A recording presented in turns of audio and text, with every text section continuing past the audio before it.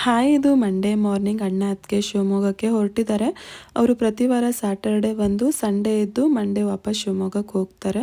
ವಾರದ ಮಧ್ಯೆ ಏನಾದರೂ ರಜೆ ಇದ್ದರೆ ಆವಾಗ ಬರ್ತಾರೆ, ಇಲ್ಲಾಂದರೆ ನೆಕ್ಸ್ಟ್ ವೀಕೆಂಡ್ಗೆ ಬರೋದು.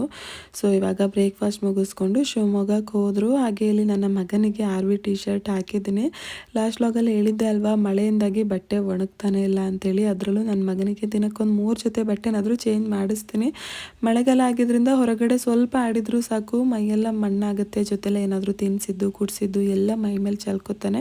ಹಾಗಾಗಿ ಪದೇ ಪದೇ ಬಟ್ಟೆ ಚೇಂಜ್ ಮಾಡಿಸ್ತೀನಿ. ಅದರಲ್ಲೂ ಈ 4-5 ದಿನದಿಂದ ಜೋರು ಗಾಳಿ ಮಳೆ ಇದ್ದಿದ್ದರಿಂದ ಬಟ್ಟೆ ಒಣಗಿರಲಿಲ್ಲ. ಸೊ ಆರ್.ವಿ ಟಿ ಶರ್ಟ್ ಹಾಕಿದೆ ಅವನಿಗೆ. ಹಾಗೆ ಬ್ರೇಕ್ಫಾಸ್ಟ್ಗೆ ಅಮ್ಮ ದೋಸೆ ಮಾಡಿದರು, ನೀರು ದೋಸೆ ಮಾಡಿದರು. ಮಗನಿಗೆ ಸಪ್ರೇಟಾಗಿ ತಿಂಡಿ ಮಾಡಿ ತಿನ್ನಿಸ್ತೀನಿ, ಸಿರಲಕ್ ಅಥವಾ ಸರಿ ಏನಾದರೂ ತಿನ್ನಿಸ್ತೀನಿ. ಆದರೆ ಅಭ್ಯಾಸ ಆಗಲಿ ಅಂತ ಹೇಳಿ ನಮಗೆ ಮಾಡಿರೋ ಬ್ರೇಕ್ಫಾಸ್ಟ್ ಕೂಡ ಸ್ವಲ್ಪ ತಿನ್ನಿಸ್ತೀನಿ.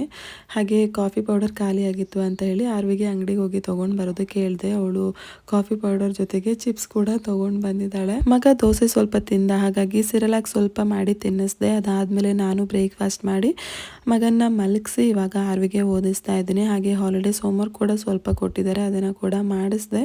ಅಷ್ಟೊತ್ತಿಗೆ ಮಗ ಎದ್ದವನು ಇಲ್ಲಿ ಜೋಲಿಲಿ ಆಟ ಆಡ್ಕೋತಾ ಇದ್ದಾರೆ. ಆರ್ವಿ ಅಂತೂ ದಿನದಲ್ಲಿ ಹೆಚ್ಚಿನ ಟೈಮ್ ಈ ಜೋಲಿಲೇ ಆಟ ಆಡ್ಕೋತಾ ಇರ್ತಾಳೆ. ದುಬೈಯಿಂದ ಬಂದು ಮನೆಯೊಳಗಡೆ ಬರ್ತಾ ಇದ್ದಾಗೇ ಮೊದಲು ಜೋಲಿ ಇದೆಯಾ ಅಲ್ವಾ ಅಂತೇಳಿ ನೋಡಿದ್ಲು. ಬಟ್ ಅಮ್ಮ ಜೋಲಿ ಆಲ್ರೆಡಿ ಬಿಚ್ಚಿದ್ರು.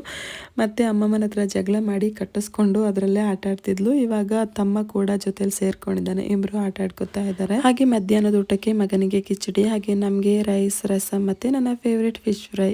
ಇನ್ನೇನು 2-3 ಡೇಸ್ ಅಷ್ಟೇ, ಆಮೇಲೆ ಶ್ರಾವಣ ಸ್ಟಾರ್ಟ್ ಆಗುತ್ತೆ ಅಂತ ಹೇಳಿ ಅಮ್ಮ ಇವತ್ತು ಕೂಡ ಫಿಶ್ ತೊಗೊಂಡಿದ್ರು. ಇದು ಸಂಜೆ ಟೈಮಲ್ಲಿ ಮಧ್ಯಾಹ್ನ ಊಟ ಮಾಡಿ ಮಲಗಿದ್ವಿ. ಹೇಳೋಷ್ಟೊತ್ತಿಗೆ ಅಮ್ಮ ಶಾವಿಗೆಯಲ್ಲಿ ಕೇಸರಿ ಬಾತ್ ಮಾಡಿದರು. ಅದು ಕೂಡ ನನಗೆ ತುಂಬ ಇಷ್ಟ.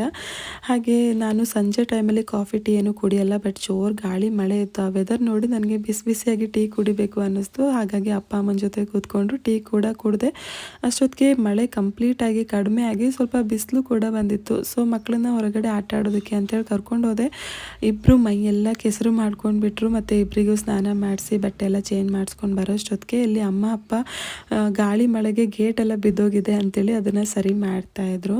ಹಾಗೆ ಅಮ್ಮ ಅಪ್ಪಂಗೆ ಪೂರಿ ಮತ್ತು ಸಾಗು ತುಂಬ ಇಷ್ಟ ಆಗುತ್ತೆ. ಸೊ ನಾನು ಬ್ರೇಕ್ಫಾಸ್ಟ್ಗೆ ಮಾಡ್ತೀನಿ ಅಂತ ಹೇಳಿದ್ದೆ. ಬಟ್ ನಾವು ಬೆಳಿಗ್ಗೆ ತುಂಬ ಲೇಟಾಗಿ ಹೇಳ್ತೀವಿ, ಅಷ್ಟೊತ್ತಿಗೆಲ್ಲ ಮಾಡೋದಕ್ಕಾಗಲ್ಲ ಅಂತ ಹೇಳಿ ರಾತ್ರಿನೇ ಸಾಗು ಮಾಡಿ ಇಡೋಣ ಅಂಥೇಳಿ ಸಾಗು ಮಾಡಿದೆ. ಸಾಗು ಮಾಡಿದ್ದು ನೋಡಿ ಅಪ್ಪ ಇವಾಗಲೇ ಪೂರಿ ಮಾಡಿಬಿಡು ಅಂತ ಹೇಳಿದರು. ಹಾಗಾಗಿ ಪೂರಿ ಕೂಡ ಮಾಡಿದ್ವಿ. ಸೊ ರಾತ್ರಿ ಊಟಕ್ಕೆ ಪೂರಿ ಮತ್ತು ಸಾಗು ತಿಂದ್ಕೊಂಡು ಮಲ್ಕೊಂಡ್ವಿ.